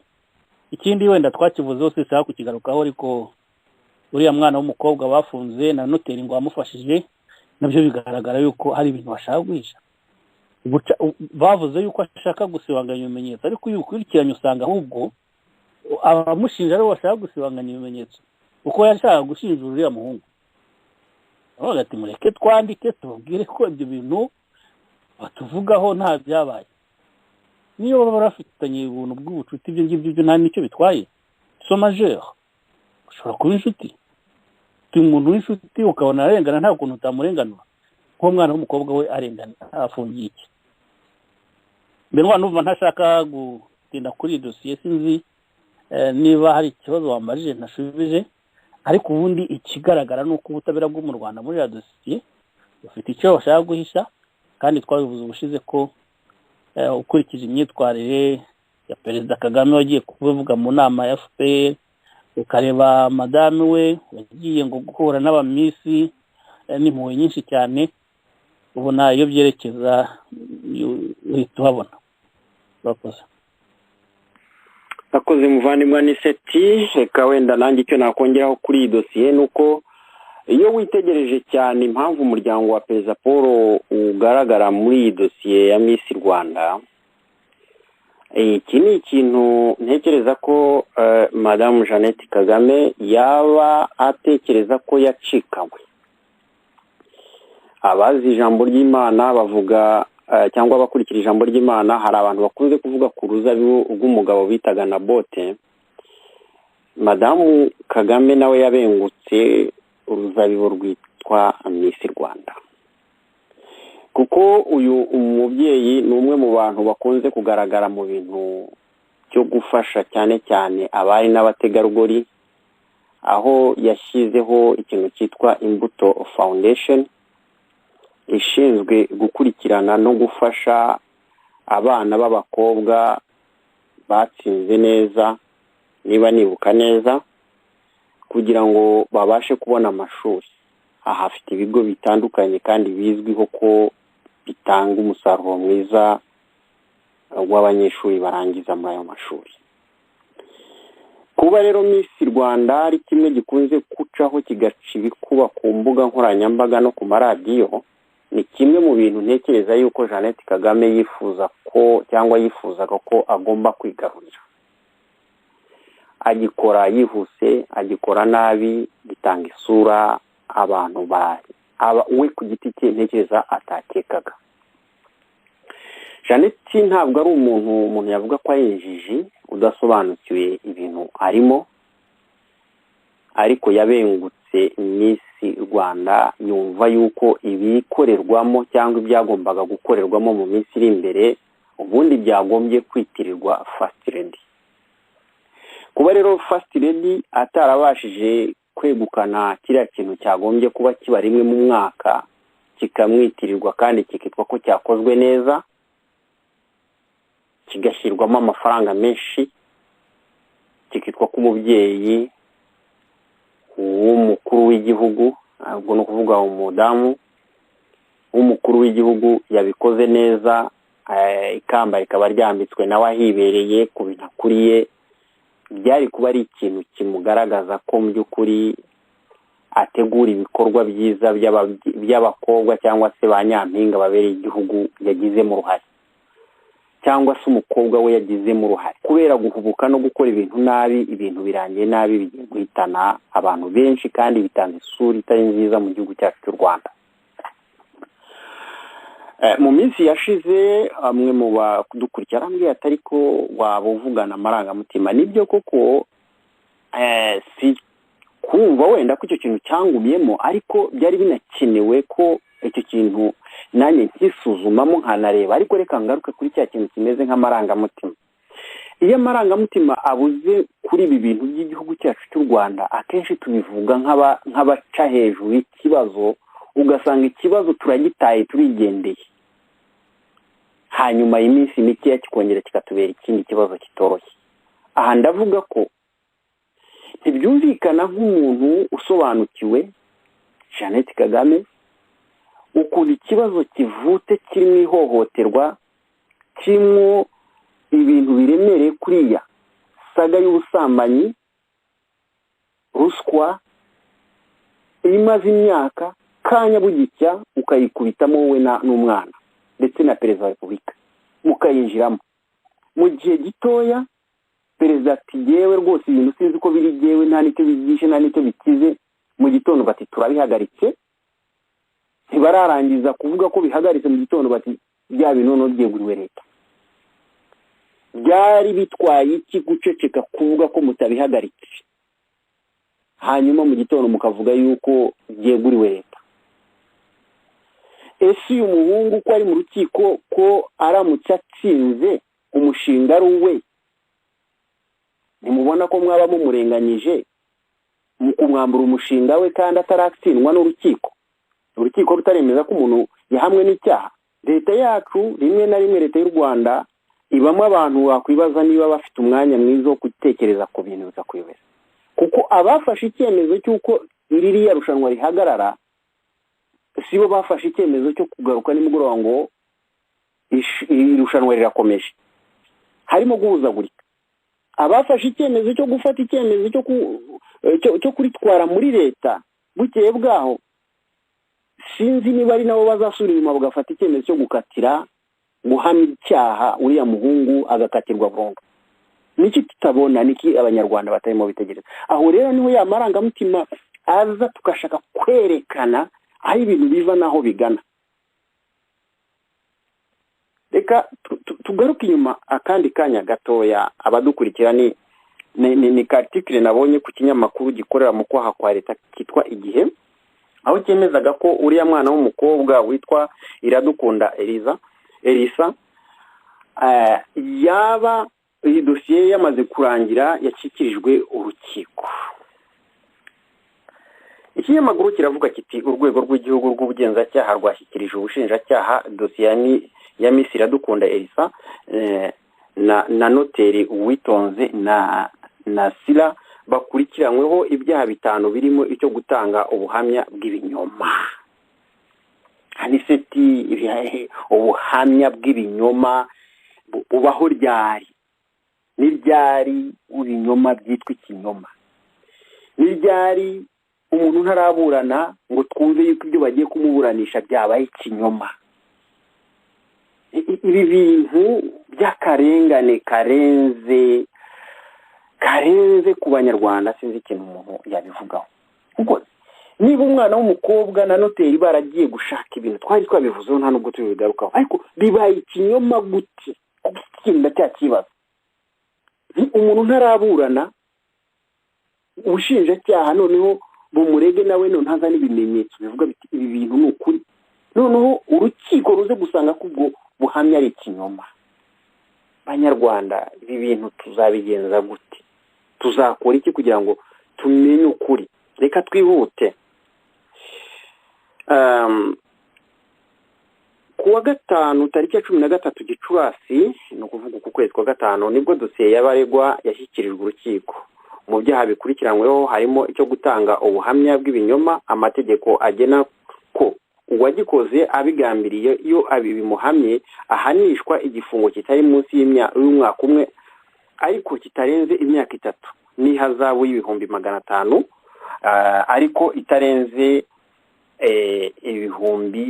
atarenze miliyoni. Ikindi cyaha bakurikiranyweho ni ugukoresha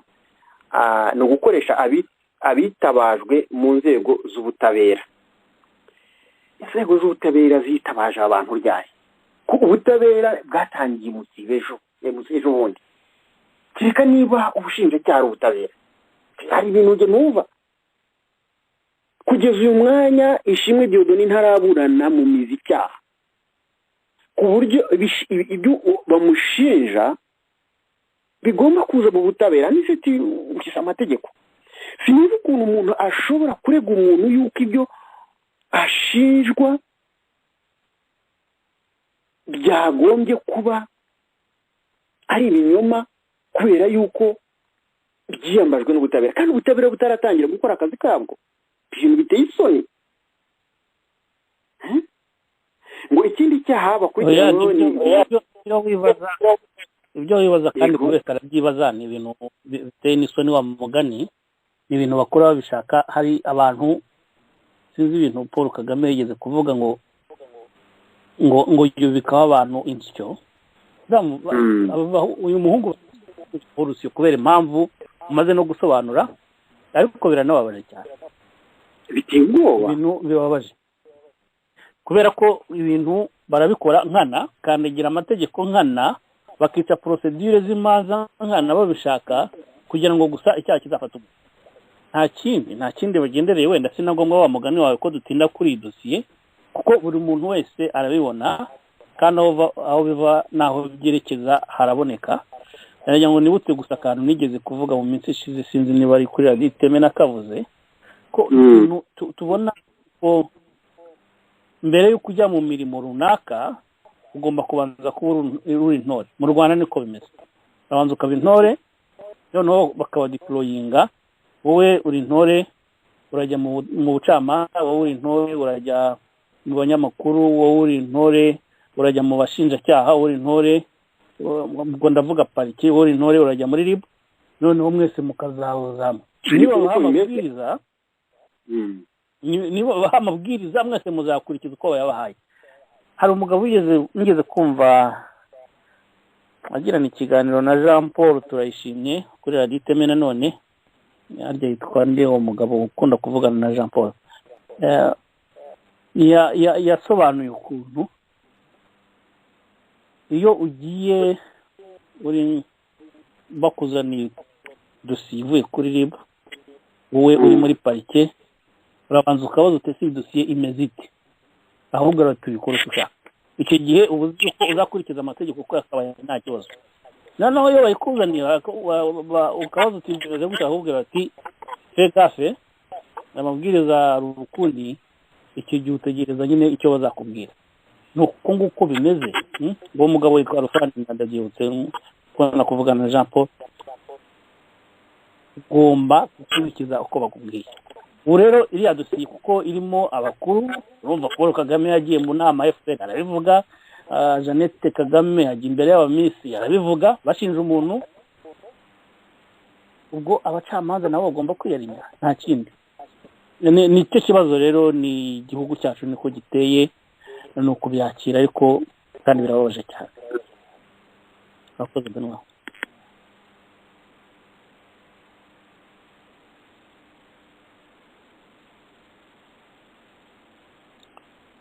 Uracyariho ko ntakumva? Mbabarire nari ndimo mvugira kuri mute. Ikindi wakoza ni seti. Ikindi kintu kibabaje hejuru y'ibi bintu nuko mu by'ukuri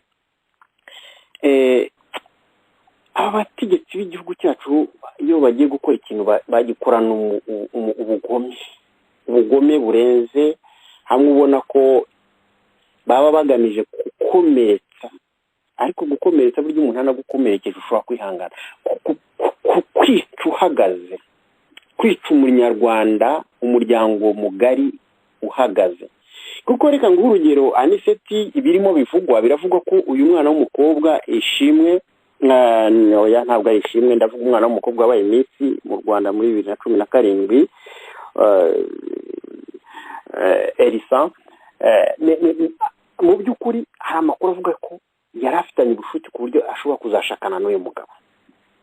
Iyo ukurikiranye ibyo barimo bamurega hano, baravuga ngo imyaka 3 ishobora kuba 5, imyaka 1 ishobora kuba 3. Uyu huje ibyo bintu byose ushobora gusanga uyu mwana w'umukobwa ashobora gufungwa hagati y'imyaka 5 n'imyaka 3. Kumufunga hagati y'imyaka 3 n'imyaka 5, noneho umugabo akazahamwa n'icyaha kuko yakoresheje abakobwa icyaha cy'imibonano mpuzabitsina agendeye ku nyungu cyangwa se ku gahato, bishobora kuzatwara indi myaka myinshi. Singiye kubijyamo cyane, abadukurikira barumva aho ndimo nganisha. Noneho utekereza aba bantu niba bari bafite umushinga wo kuzabana, utekereza imiryango yabo, utekereza aba bana, utekereza uko bagiye kubica nabi, ubugome burenze ukwemera. Ibi bintu kubivuga biroroha cyane, ndetse n'umuntu ashobora kubitega amatwi akumva birarangiye arababaye. Ariko banyarwanda, ibi bintu birababaje kandi biteye n'agahinda garemereye.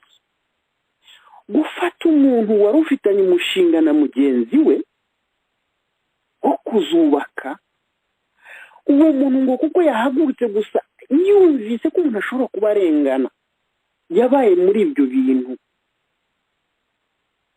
aravuga ati reka njye gushakisha ibintu bizagaragaza ko twifuza kubana, arengana, ukamufata ukamwambika amapingu ngo kubera ko gusa uwo muntu yaragiye gushaka ibihamya. Ni ubugome. Reka rero mbabwire FPR uko iteye, nabyo kandi muzabibona.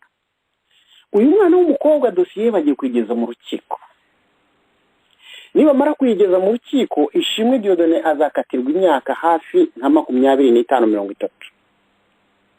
uyu mwana w'umukobwa azagirwa umwere, ariko uriya mugabo witwa yuko ari noteri nahamwa n'icyaha cyo gukora inyandiko mpimbano azahamwa n'imyaka hafi nk'umwe cyangwa 2 cyangwa 3 bive mu nzira. Reka tubitegereze.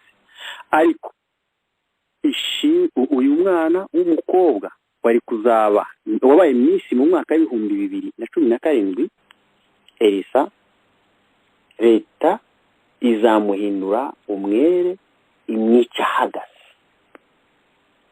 Ni ukuvuga ngo niyo yataha wamaze kumwica. Abanyarwanda bishwe kuriya ni benshi cyane. Ngira ngo murabyibuka ejo bundi Diane Rwigara ajya kwiyamamaza ku mwanya wa perezida wa Repubulika. N'uburenganzira bwe abihabwa n'itegeko nshinga, ariko intore zahise zigenda zifata amafoto zikora photoshop, bamushyira ku karubanda baramwanika bavuga bati niwe turugiye kutuyobora. Ngo kuriyo ko bene wacu bakora, ukuri abanyarwanda bamwe bitwa yuko bakunda igihugu bakora, kwica umuntu mu bwenge ukanamwica mu mutima no mu gihagararo. Banyarwandakazi, ntituvuga ibingibi kugira ngo tubangishe leta, turavuga ibingibi kugira ngo turumuke ku maso. Ndabizi bifite abo bibabaza, ndabizi hari ababyumva bakavuga bati uriya mugabo wivuga yarasaze cyangwa se ntabaho, ariko njye ngomba kubivuga gutya. Niyo mwanyica, niyo nakomeza nkabaho ngihumeka, ariko umusanzu wanjye ugomba kuba uyu. FPR ariko by'umwihariko perezida w'u Rwanda n'umuryango wawe, inzego zigukorera iperereza zikakugezaho amakuru. Ntabwo turi abanzi b'u Rwanda, twikundira igihugu cyacu cy'u Rwanda, ariko izi ngeso zo gufata abana b'abanyarwanda mukabatesha agaciro kubera inyungu z'umuryango bikwiye guhagarara. Ntabwo ari ibintu bikwiye kubahwa. Turimo turavugwa ibi bintu aka kanya, ariko twibagiwe ejo bundi urupfu rwa Kizito. Turimo turavuga ibi bintu aka kanya, ariko twibagiwe imfungwa ziri muri gereza zagiye mu buryo budasobanutse. Turimo turavuga ibi bintu aka kanya, hari abantu bapfuye bakeneye ubutabera barimo na Rwigara. Turimo turavuga ibi bintu aka kanya, hari urubanza rudutegereje rwo muri Amerika rwa Rusesabagina. Turavuga ibi bintu aka kanya, mu kanya hari abantu muri bo mushaka gushimutaza Uganda. Ibi bintu murimo muzana mu banyarwanda. Kagame wabihinduye ko byanze bikunze bifite iherezo. Systeme ikora ibi bintu yahimba ibi bintu ko tugeze ahantu mu by'ukuri turambiwe ku buryo aho umuntu ushobora kubona wabaye n'ikihebe ukavuga uti munyice ariko nanjye mpitana umuntu. Ibi bintu birenze ubwenge. Ibi bintu byo gukomeza kwica abanyarwanda, n'abandi babibonye bagaceceka bagashaka kuvuga bati reka twicecekeye biraturenze, mubicishije inzara mu gihugu. Ibamereye nabi kuko banze kubayoboka, bari muri systeme zimeze nk'izanyu. Reka nsoze mvuga ko mu by'ukuri ibi bintu bigayitse, ibi bintu byo gukomeza kwicisha abanyarwanda kurwara, ibintu byo gukomeza uvuze wese mu mukore ibyo mwishakiye. Ntabwo igihugu ari umuntu, nta nubwo igihugu ari umurima wa papa na mama. Oya, nuzanabizana amateka azabimwereka. Mushobora kuvuga ngo bivuye mu zihe nzira? Oya, inzira zose zirashoboka, yaba iy'abantu cyangwa iy'Imana. Byanze bikunze inzira zose zirashoboka. Ubwo rero muhindura imivuno yo kugirira nabi abanyarwanda, ibintu byo gukomeza kwicisha abanyarwanda kurwara, ibintu byo gukomeza kubakandamiza, ibintu uvuze wese mugomba kumugirira nabi. Ababyeyi ntibagisinzira, barahangayitse, barwaye, bagiye kurwara imitima kubera ishyaka riri ku butegetsi, kubera umugabo umwe gusa uwikorera ibyo byutse mu gitondo agatekereza agashyira hariya n'umuryango we. Ibi bintu ntitukwiye kubyamagana.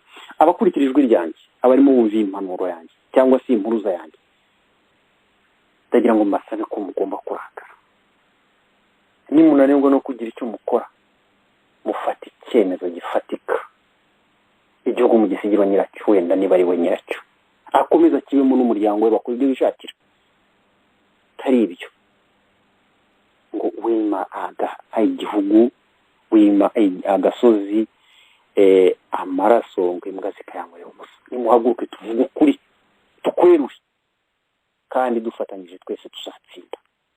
Aniseti numvaga nagomba gutanga buno butumwa, kuko numvaga igihe cyose iyo ngeze kuri ibi numva mbabaye, cyane cyane ku gahinda nterwa n'abanyarwanda, by'umwihariko abahohoterwa n'iriya leta. Niba hari ikindi ufite wibagiwe wakivuga, niba kandi nta n'ikindi ufite wongeraho, wenda twareba kukuntu dusoza ikiganiro, noneho ikiganiro cy'ubutaha tukazaga konko bisanzwe buri wa mbere. Aniseti, hari icyo wibagiwe? Reka ngushimire kuri iyo mpuruza utanze, kuko utanze ubutumwa bufatika kandi bwumvikana. Nizere ko abanyarwanda babwumvise kandi ko bazabwubahiriza, kuko bimaze kurenga, bimaze gukabya cyane. Wa mugani buri wese ni ukubitekerezaho, kandi kurebera gusa ntabwo bihagije, ahubwo ni nko kumufatanyacyaha. kugira ngo nibutse ka kantu umuntu umwe w'umudage witwa Martin Nemerhari wigeze kuvuga, avuga ku byerekeranye na Hitler. Yo kuri Hitler yaravuze ati baje gutwara abajuwifu, sinagira icyo mvuga kuko ntari umujuwifu. Baza gutwara abatinganyi, sinagira icyo mvuga kuko ntari umutinganyi. Baza gutwara abakomuniste, sinagira icyo mvuga kuko ntari umukomuniste. Ati noneho nyuma barangiye baje kuntwara, sanga ntawe usigaye wo kuntabariza, kuko abandi bose bari bagiye imbere. Ngira ngo naho ngaho tugeze mu Rwanda, buri wese yagombye gutekereza, nturebe gusa ngo batwaye kanaka ntabwo bindeba, ngo yavuze ko hari ibintu njya mbona mu Rwanda bavuga ngo ubundi mwagiye muceceka, niyo ucecetse bikugeraho. Ubwo rero Benoit wakoze gutanga iyo mpanuro, nizere ko bayumvise. Ubundi rero nagira ngo nongere ngushimire kuko wayoboye ikiganiro neza, nagira ngo kandi nshimire abadukurikiye bose, nshimire bagenzi banjye bo ku buhanga bw'ibyuma, abari badukurikiye bose, abayobozi n'abayoboke b'urunana. Mwese Nyagasani Uwiteka abarinde kandi abaramburire ibiganza bye. Murakoze. Akoze muvandimwe Aniseti, nawe kuba wafashe umwanya wawe ungana gutya, kandi sinabwo bwa mbere. Ni umuntu uruhare rwawe rukomeye cyane kuze kugaragaza mu gutanga ibitekerezo no kugira ngo abanyarwanda babeho neza, abanyarwanda babeho bishimye. Ndagushimiye rero cyane. Ku ruhande rwanjyeho rero nibyo impuruza ndumva nagombaga kwitanga, kandi sinabwo bwa mbere nkunze gutanga impuruza.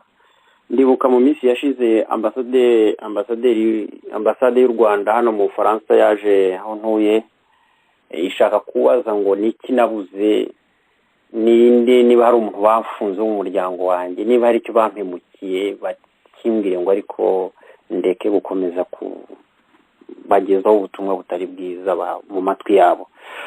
Nta mu by'ukuri mfite akazi, tuye, mfite imodoka, mfite umuryango, ntabwo nari naniwe kumera nk'abandi bose ngo nirebere ibyo bintu, mfata amafaranga nkorera. Ntabwo navuga yuko mu by'ukuri atanyuze, n'umuryango wanjye utanyuze, ariko birangura. Aniseti, birangura kubona agahinda, ibona ibintu. Hari igihe ntanasinzira nkibaza se uyu muntu araye ati, uyu muntu umuryango uraye uti, nkibaza ibyo bintu bikandenga. Noneho nkavuga nti okay, ubwo ari uko ibintu bimeze, reka njye kuri radiyo iteme mvuga uko numva ntekereza umutima wanjye umeze. Birashoboka rero ko byaba arimo n'amarangamutima, ariko niba arimo yari akwiye kubayo, ahubwo akaba ariko kuri, ariko wenda ibindi bikaba ari uko kwibeshya. Ariko ntibiryohera Aniseti kubona bafata umwana w'umukobwa kuriya, bafata umwana w'umuhungu ufite ibitekerezo, ugafata ukica, ugafata ukanigagura, bimaze iki kuba umunyarwanda kubera gusa umuryango ubara ku ntoki 1 2 3 4 5 igihugu gituwe na miliyoni zirenga zingahe ntabwo byoroshye rero mu by'ukuri kuva yuko natanga impuruza kumera nk'abo bandi bavuga ngo twakora iki se mwuka byaramwe twakora iki ntabwo ndabyibuka abantu bafata icyemezo cyo guhaguruka kwitanga bavuga ngo bagiye kurwana mu Rwanda ntabwo abantu bari bayobewe yuko ari inzara ntabwo abantu bari bayobewe yuko gufata imbunda isohoka amasasu bayikwambura nawe bakayagutungaho ntabwo bari bayobewe yuko bagiye kurwana na leta ntabwo bari bayobewe ko basize imiryango ariko ntabwo abantu bafashe imbunda ngo abana b'abakobwa barare nabi ntabwo abantu bafashe imbunda ngo abantu banohotorwe ntabwo abantu bafashe imbunda ngo abantu basubire inyuma bahunga igihugu cyuvuganye n'abanyarwanda n'iseti bari mu bambuka umupaka bagenda kubwira ati ndagiye ariko sinzaho zagwa kandi bikubwira n'umuntu wagubwira ngo yakoze igishoboka cyose mu cyo gihugu kigende neza ahunze nde ariko mu gitondo uzajya kumva wumve bagiye ku mbuga nkoranyambaga ngo abantu baribye cyangwa ngo umuntu yasize yisha abantu mu Rwanda reka tubyembere twagize ayo mahirwe wenda turiba ntitwafatwa duhungira mu mahanga hanyuma se abo bantu bari mu Rwanda mwabahaye amahoro twebwe wenda mugakomeza mukaturega ibyo muturega ariko abo bantu mubaha amahoro mubareke babeho ntabwo se na nyina w'umuntu bamubyariye kugira ngo uwo muntu abeho nabi turahamagarira abanyarwanda kumishiya kwirengagiza ibitekerezo bipfuye biva mu bategetsi b'igihugu yego ntibyoroshye ariko hari n'uburyo wirengagiza ikibazo ntukigiyemo uruhare kugira ngo gitungane turwane iyo ntambara kandi ndababwiza ukuri nimba mu Imana ukuri kuzatsinda